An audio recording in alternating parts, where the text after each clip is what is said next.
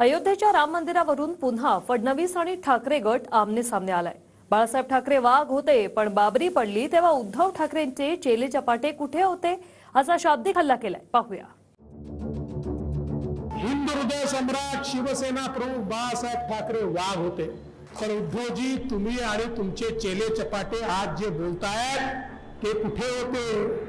बाळासाहेब वाघ असाल ते तुम्ही महाराष्ट्राला लागलेला डाग आहात।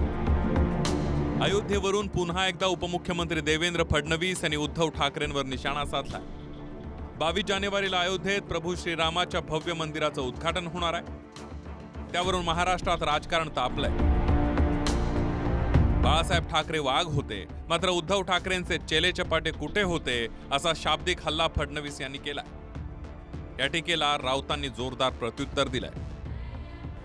आपल्या सोबत होते पण आपल्याला सभेत प्रश्न विचारेंगे, मंदिर वही बनाएंगे पर तारीख नहीं बताएंगे। त्यांच्या छातीवर चढून तारीख सांगितली या 22 तारखेला। हिंदू हृदय सम्राट शिवसेना प्रमुख बाळासाहेब ठाकरे वाघ होते, ते या आंदोलनाच्या पाठीशी भक्कमपणे उभे होते। तर उद्धवजी तुम्ही आणि तुमचे चेले चपाटे आज जे बोलतायत ते कुठे होते?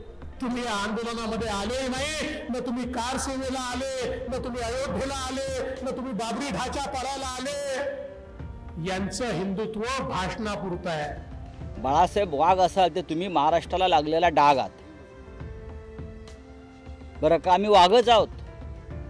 कोण आला रे कोणाला शिवसेनेचा वाघ आला अशी महाराष्ट्र उगाच गर्जना करत नाही। देवेंद्र फडणवीस आणि त्यांचे सगळे चेले चपाटे हे एक नंबरचे खोटारडे आहेत।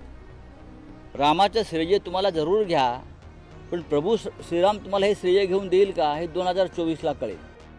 फडणवीसांनी उद्धव ठाकरेंचे चेले चपाटे असा उल्लेख केला। त्यानंतर राऊतांनी फडणवीस सध्या शूर्पणखेच्या भूमिकेत असल्याची जळजळीत टीका केली। देवेंद्र फडणवीस हे शूर्पणखेच्या भूमिकेत शिरलेले, ते अनेक मायावी रूपं घेत आहेत आणि महाराष्ट्राला गुमराह करतायत।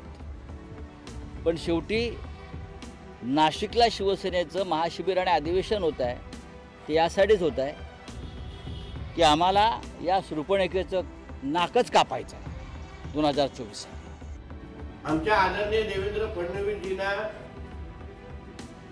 वर परत बोलण्याची हिंमत केली। तोंडातून जसं पान आपण थुकतो आणि ती थूक पुसतो, तो म्हणजे हा संजय राजाराम राऊत आहे। त्याच आमच्या देवेंद्र फडणवीसजींनी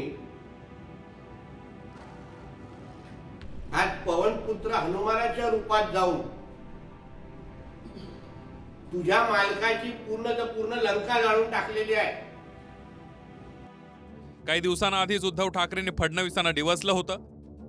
बाबरी पाडण्यासाठी फडणवीस गेले असते तर त्यांच्या वजनानेच बाबरीचा ढाचा खाली पडला असता असं ठाकरे म्हणाले होते। याच टीकेवरून फडणवीस यांनी पुन्हा एकदा आपला मोर्चा ठाकरेंकडे वळवला। त्याने तेच चढले असेल आणि त्यांच्या वजनाने तो पडला असेल तर मला माहिती नाही, पण त्यावेळेला सुंदरसिंग भंडारी वगैरे त्यांचेच होते नेते, उपनेते, उपाध्यक्ष काहीतरी। लालकृष्ण आडवाणींची प्रतिक्रिया आहे, त्यांचा इंटरव्ह्यू आहे, तर त्याच्यामुळे थोडासा गृहपाठ त्यांचा कमी पडत असावा। फडणवीस आणि ठाकरेंमधील शाब्दिक चकमक काही नवी नाहीये, पण आता अयोध्येतल्या राम मंदिरावरून सुरू झालेली शाब्दिक लढाई चेले चपाटे, शूर्पणखा आणि लंकेपर्यंत आली आहे। Bureau report, TV9 Marathi.